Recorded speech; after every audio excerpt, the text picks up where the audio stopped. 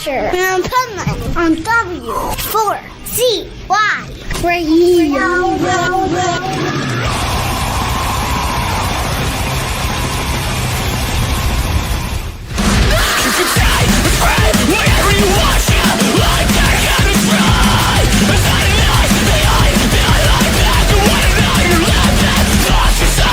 This is the Pipeman here on the Adventures of Pipeman W4CY Radio, and I'm very excited because the Pipeman Radio Tour is starting again today. We've been off for about a month, got a little seclusion and from the world for a month, and now we're ready to rock and roll again.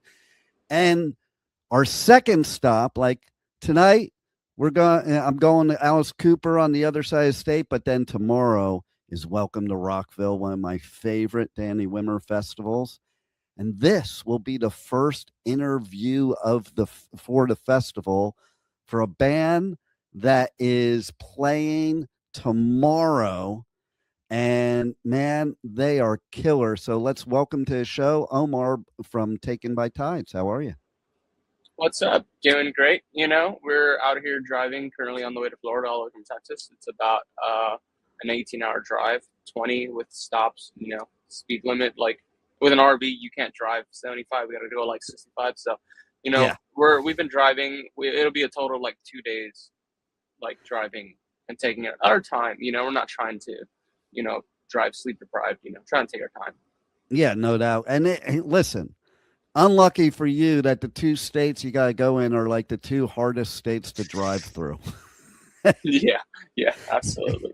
It's like once you get outside of Texas, those little states, you're like, oh, that's easy. That's what I like about that road trip. Once you get out of like Texas, then it's like, oh, it's only a few hours to get out of this state. That's cool. You know? And, yeah. And Texas is brutal to drive through too, because there's so many different geographics. Florida's a little different. It looks exactly the same. It's flat, the whole thing. But I remember the stupidest thing I ever did was I was driving to get to LA through Texas, and I should have stopped at El Paso. It was getting dark, and I was over driving through Texas. So I'm like, fuck it, I'm going to keep going. And I drove from that in the dark from El Paso to San Antonio. That is like one of the most brutal drives. I couldn't even imagine doing it in an RV, by the way, because I was doing it in a car. And like those crosswinds were brutal. Like I remember my car like moved over like a lane. And I'm like, oh my God, I'm going to go off the cliff type of thing. Oh my God. Because the wind was so strong. I couldn't even imagine driving an RV under those conditions. Yeah, you gotta drive, I believe, a bit slower. Like when we're driving back to Chicago, there was like a high wind warning. It's just got to be like careful. We don't really try to pass anyone. We try to keep our own space.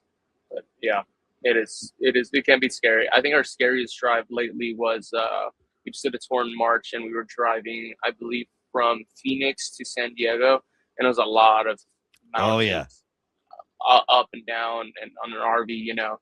You're going up, your transmission's just, you know, it's pushing and it's super loud, and you're going like barely 50, you know. But yeah, it was kind of wild. You'd see like down the side of the window, and it's like steep cliff. Right. You know? And I love talking about this because I think the listeners don't really get all you have to go through as a band just to get to a gig. Like this drive we're talking about, you're taking is for one gig so far. You know, it doesn't count the rest of your tour. That's just one stop on the tour. Like, and I don't think people even imagine, like, and then you go perform, and sometimes you may not have had rest. Like you got there just in time, whatever the reason, traffic, weather, and then you're loading in and playing. And I think people in the audience, like, they can't even conceive of that, you know? Yeah, they don't see it. Sometimes you're on stage and you might have just barely had a chance to like take a breath, you know? It's right. Like maybe you got to the venue late and you're loading in all day and you're pushing cases and you're barely have time to get ready. You're probably sweaty, you know?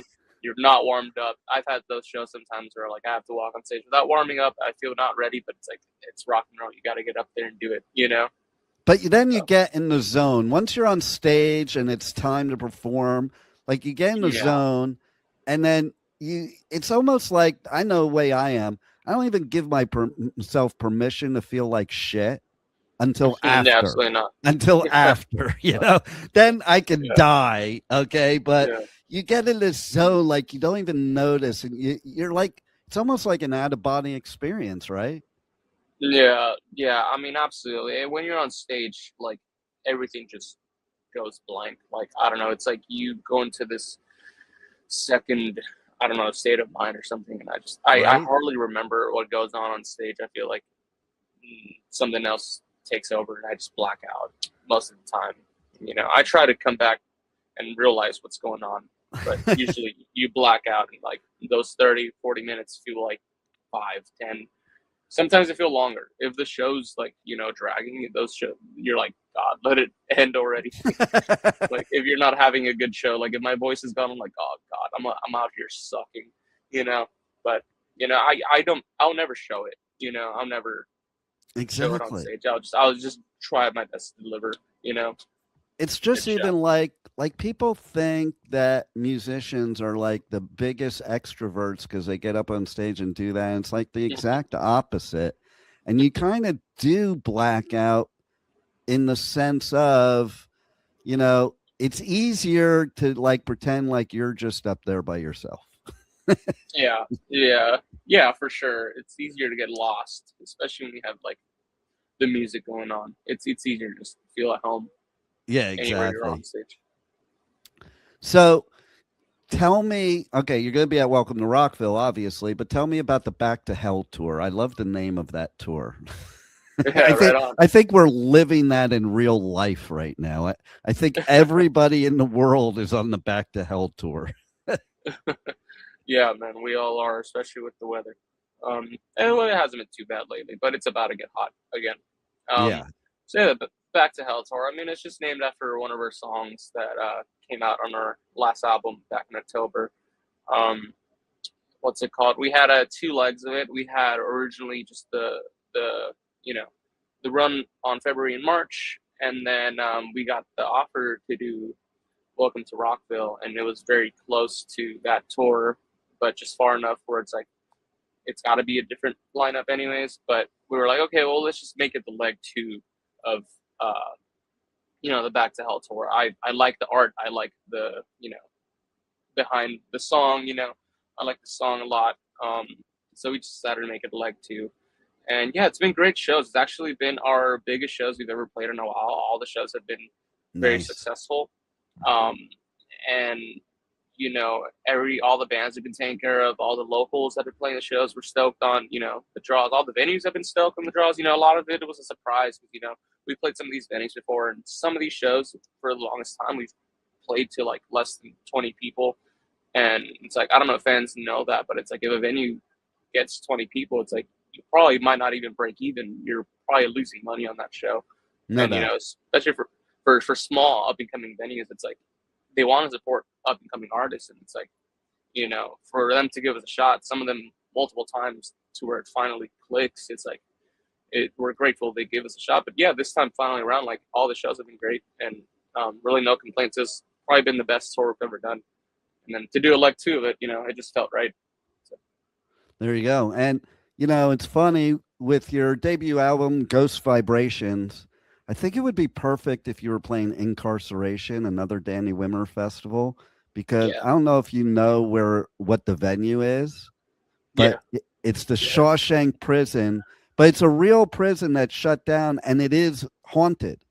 And they do at the festival, they do the haunted tours, but you don't know when you're going on this tour whether it's one of the people working, being a character trying to scare you, or if it is a real, like, oh my God, I remember I was interviewing somebody there, okay, and he was talking about he filmed a video and there was a torture room in that prison, and he came out with scratches all over his body. No shot. Yeah. Oh my God. So like what a perfect place. That would be a perfect place to Yeah. film the video for one of your songs on Ghost Vibrations. So, Yeah, absolutely. right? Absolutely. So take me back a little bit. What was that first moment in your life that you kind of realized that this is what you wanted to do, that this was your passion? And I've had multiple ones of those for sure.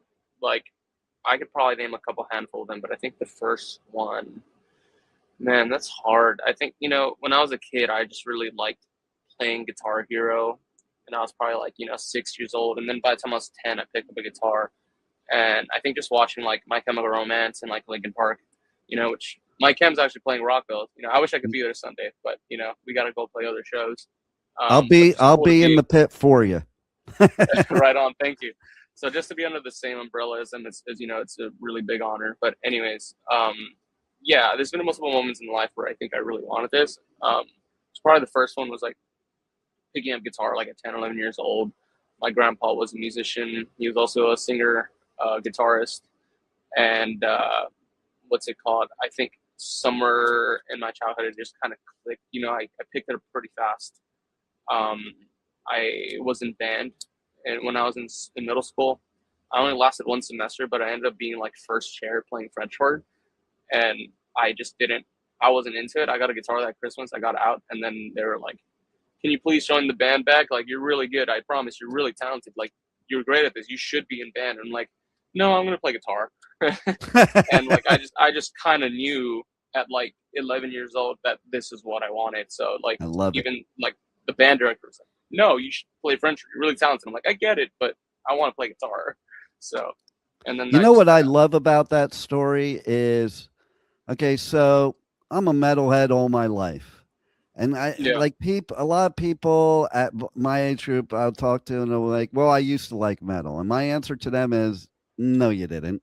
Because nobody that is truly a metalhead says, "I used to like metal." It's not like other genres. Like, once a metalhead, always a metalhead, no matter when it started. And that's the same example with you. And I also love about Guitar Hero, because I'm a gamer. And, when I was trying to play guitar, there was no Guitar Hero because video games weren't that good then. And I think that would have helped me be better at guitar, like, and make it more fun because, I was learning guitar. I had to do scales every single lesson. And I'm like, this is boring, so if I was playing like a video game, then it would have excited me more. So I think that's a cool thing. Like, some people may give crap about, Guitar Hero, but I think it does teach you really before you even pick up the guitar, and you're proof of that. Yeah, absolutely. I mean, my right hand got really solid because, I just learned rhythm, and like, I just took that, the left hand, you're just here, but like your fingers get fast and you get kind of conditioned to it. But like your right hand is really where it helps because, you just stay in rhythm. And so, yeah, it's crazy how playing lots of Guitar Hero as a kid really just easily translated over to guitar. Yeah, exactly. Now, I have a question because it's hard for me to tell on the screen, but is that necklace your logo? Yes, it is. I thought it was, but I couldn't see the details that far, but I was pretty sure it was. That is freaking cool. Now, do you sell that as merch? No, we don't, but we've always wanted to like figure it out. We have keychains that's like I saw the keychains. They're cool as hell. Yeah. Thank you, but I got to figure this out. I just don't know what kind of, necklace I'd want, but we definitely got to get it sorted. I think the next, big headliner tour we do, we definitely have these out on the road for sure. There you go. That would be cool. You could even just do the charm, and then if you find a cool necklace, because it's a cool logo, but it does make a cool necklace. Like, I'm looking at you wearing a necklace, and I'm like, I would wear that. Like, right on, yeah. It'd be kind of like a Misfits thing. I wouldn't even care what your band sounded like. I just want to wear the logo. Thank you, man. Yeah, I'm really proud of it. I think it's great. It's like a hero symbol or something, Yeah, totally. Yeah, it makes you look like a superhero, right? Yeah. All right. So, what one story, crazy, good or bad, in all the years you've been doing music and doing shows and stuff, what sticks out in your mind the most that you would talk about like years down the road? Like any story in the Yeah. band, it's like Anything that's happened in the musical journey of the band, you know? There's been multiple. There was like this one time where we flew out our producer to San Antonio because we weren't done with our with the songs we're trying. So we were in Louisville, Kentucky, and then we flew him to San Antonio for like 2 days because he had a gig in Austin, Texas. He was like working sound, some gig, and it's not far, so we picked him up from Austin, about an hour drive. He stayed with us a couple days. We just moved his flight from San Antonio to, make the logistics work. Anyways, we wrapped up tracking everything, and at night we were about to head out because Jack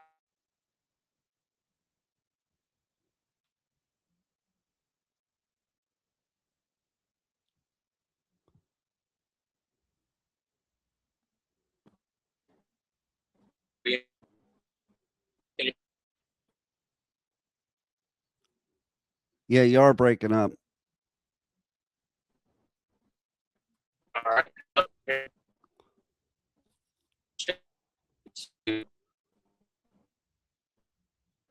You got check.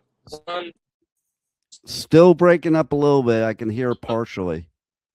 And my engineer will edit this part out, so don't worry.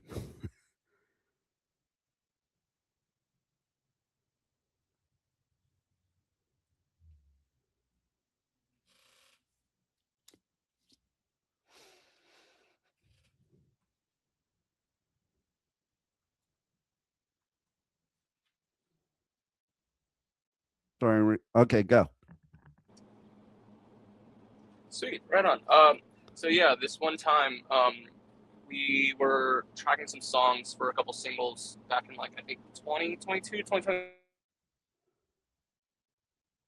And we were over in Louisville, Kentucky, and fly our producer out to San Antonio because we already had our flights going back home, but he had a gig in Austin, so it kind of worked out in our favor. So anyways, we picked him up from Austin. Once he finished his gig, he came for a couple days, and we finished tracking the songs that we needed to finish.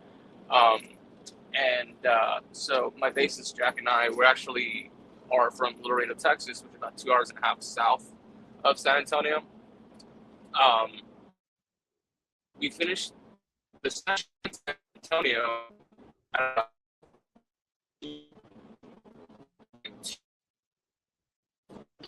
like 11 p.m. You saw me there?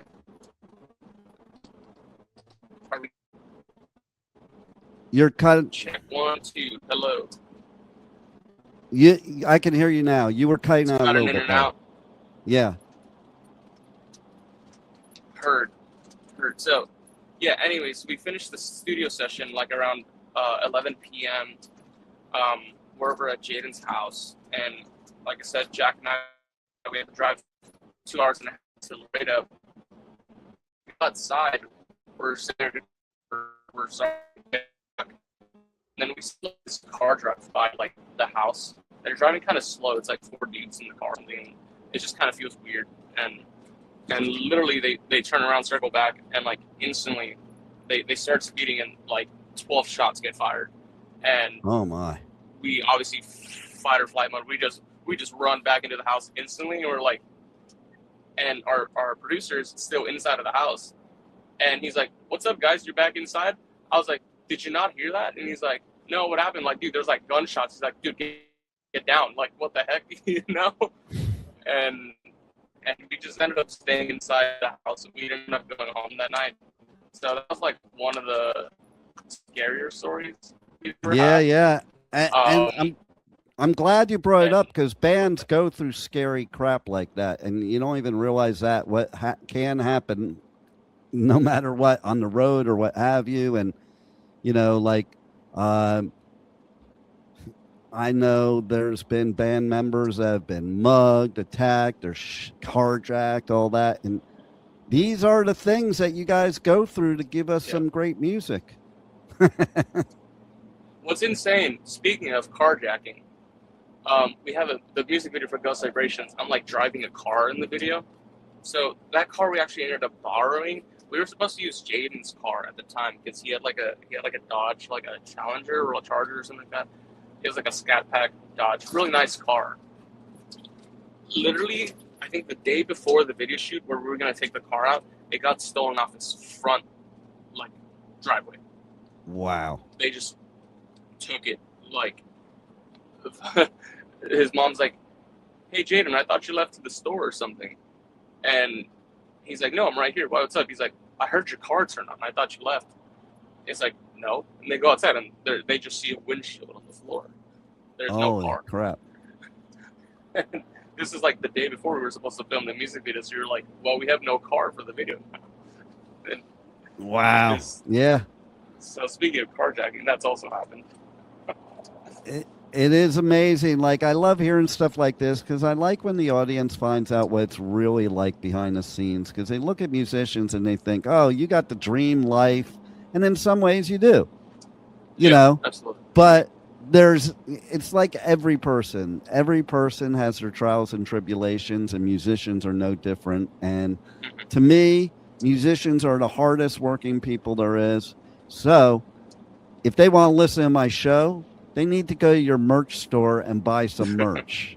Oh, thank you. I appreciate that. So tell everybody how they can check you guys out on socials, on the web, and check out all your merch. Yeah, absolutely. I mean, you can find us mostly on socials, on Instagram and TikTok. That's usually where we're most active.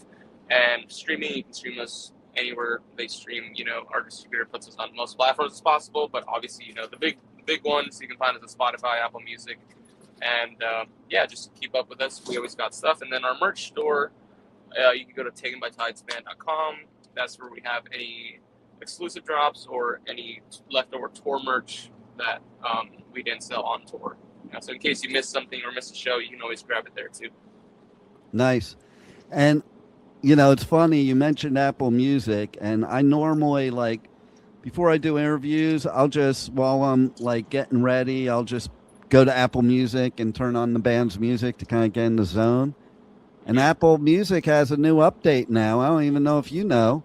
I just saw it for the first time today, and it told me all your tour dates, including Welcome to Rockville. Dude, that's awesome. I've not updated my phone in like a year, so because I don't trust it. I don't blame you. That's cool, man. Yeah, I was like, that's really cool for bands, because, like, you go on there and you go to your page and it looks similar to normal, but then there's a place at the top to click on for the tour dates. So that's so cool. I gotta give kudos to Apple for doing that for you guys. Yeah, you know, Apple's really great. They pay better than most other streaming platforms, and the quality on there is like some of the best, you know. So I'm so glad to hear that they pay you guys better, because I don't use Spotify. Like, I'll use it for certain things. Like, when I do the festivals, I'll create a playlist of all the interviews on Spotify, but not for the music, for the podcast. But I hate that they don't pay you guys. So the fact that Apple pays you better, kudos to them. Because even in my industry now with streaming and everything else, there's so many of my competitors that, like, don't get licensed, don't pay royalties. And I'll say shit to them because I'm licensed. I pay a lot of money to be licensed, pay royalties, because you guys deserve to get paid. And I'll ask them, like, about them, like, you know, and they'll say, well, they should just want me to play their music. Like, no, do you work for free? You know, of course, yeah, you do want them to play your music, but, you know, you're doing this for a living. So you need to be able to eat. We're not talking about buying a Ferrari. We're talking about eating. Yeah, you're not making a lot of money in this business. You're exactly. I mean, unless you're the top 1%, then, you know, you're probably making a good living. But even like the bands that are massive, selling 1,000 tickets a night, they're still just living. You know, you're probably better having off a normal 9 to 5 in terms of money. No doubt, you know? No doubt. So, and that's why musicians have passion for what they do, because you're not doing it for the money. You're certainly not doing it to become a rock star, because that doesn't even exist anymore. You know, you're doing it because you have a passion for music, and music is the best therapy. So I do thank you for making that, you know, and making music and making that sacrifice so that we could all get the therapy. You know, you get it and we get it. And to me, the music's the best therapy. And I can't wait to go see my therapist at Welcome to Rockville. Right on. Oh, yeah. Thank you. Thank you for being on the Adventures of Pipeman. And we'll see you soon in Daytona. Absolutely. We'll see you there. Thank you for listening to the Adventures of Pipeman on W4CY Radio.